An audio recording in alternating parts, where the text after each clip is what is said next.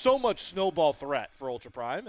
Ooh. Bard Gaming, too. Okay. All right, Bard just makes the game weird. I do for being shoved in pretty aggressively. Aurora, of course, as you highlighted, Slayer. Early laning prowess, very real for the Aurora. As Ultra Prime gonna probably struggle to find ways to deal with that. Saber, oh my God, Saber is dead! Just like that, the power of Aurora in the early level. Want to take a reset, but with the timing, has to teleport up early.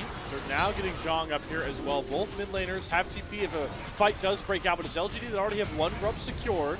Sasa going to try and play tank on the front line as we just see projectiles traded.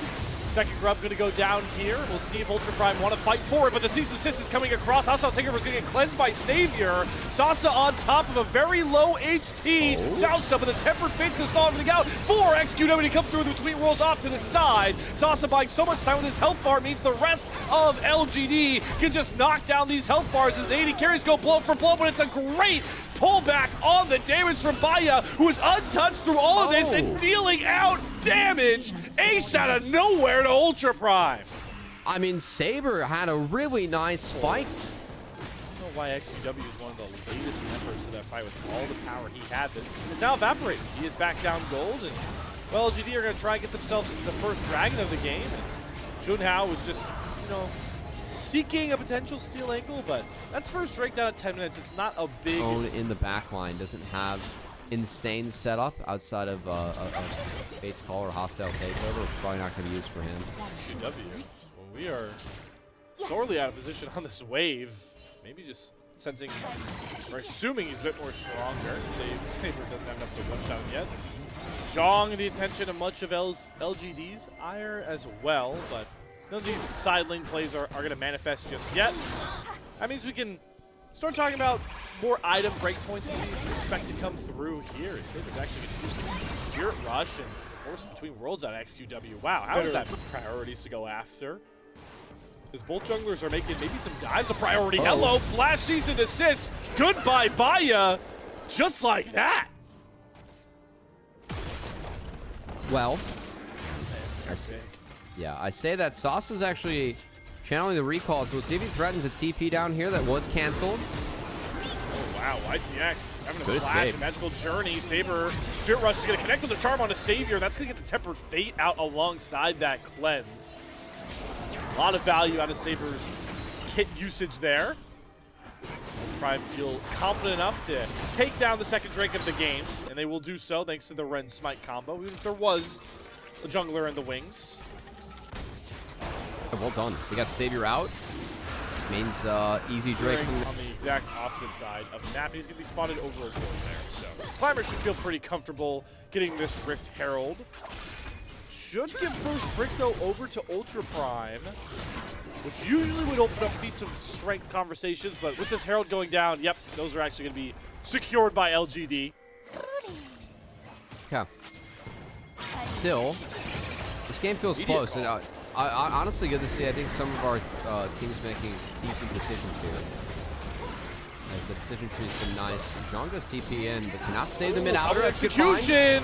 Savior, the first one up there, and Zhong was trying to capitalize, but he actually has to flash out because Ultra Prime didn't follow with him. They're instead going to try and punish Sasa for the TP, but that is a very tanky Udyr here that takes virtually negative damage. So that is a ton of the firepower. Where their strength lies. I think that for me, the answer would be YCX if I had to give it, but this is a core that, you know, had success at the LDL level, winning that championship with pretty much this squad, and outside of the folks that were called up early. And I think that for me, like, success is still defined by that for all these teams. Oh, there's your boy. And oh boy, there he goes. that was a hell of a magical journey there for the Puppers. Opticon knowing Dragon is not a reality for us, but I like this out of Ultra Prime. Zhong is just going to handle the Dragon themselves, and they're going to try and make a stand up top side for Opticon. It's a great call by Ultra Prime. They're really forcing LGD to come to them. Now, can they get out of this scenario? Zhong's going to be chunked. TP coming in. They had to pull off the Dragon. Yeah, they had to pull off the Dragon. They are going to TP in their 5th member. Sasa is going to start testing the limits of his health bar, but he eats a pretty critical charm. He poked down low, but the Temper Fate's going to hit onto 2. XQW goes in the middle of the Ultra Prime, then comes back out. Fate's calling to save one member. They're able to get Xiaoxia out, but as soon as he goes out, he falls back down, and Sasa's health bar is too much for Ultra Prime to bear right now. Baya deleted by XQW, who finally gets to show what he is made of after that early lead. And it's the Blast Cone to save Junhao, but it's LGD. Because the Ambassa got really low, and the conditions that LGD had when they did decide to TP in were very good. This is bar gameplay right here, YCX. Yeah, I'm just going to annoy the jungler on his dragon take. Oh, you're TPing Zhong in? Magical Journey, but this time Junhao is actually able to follow with the puppers over the wall. They have to actually eat the stun, and that means that Junhao can keep chasing with that Conqueror. YCX does end up falling for disturbing Junhao on his dragon clear. The comment still taken by LGD. Onejung's gonna wrap this one up this time around. So Zhong will score the dragon. And Ultra Prime end up getting something on the back half, but still like where LGD's at in this one, and kind of curious to see if we get a second look at that big fight, because man, Saucer just tanked up everything for days. Cease and desist available. The Aurora joins.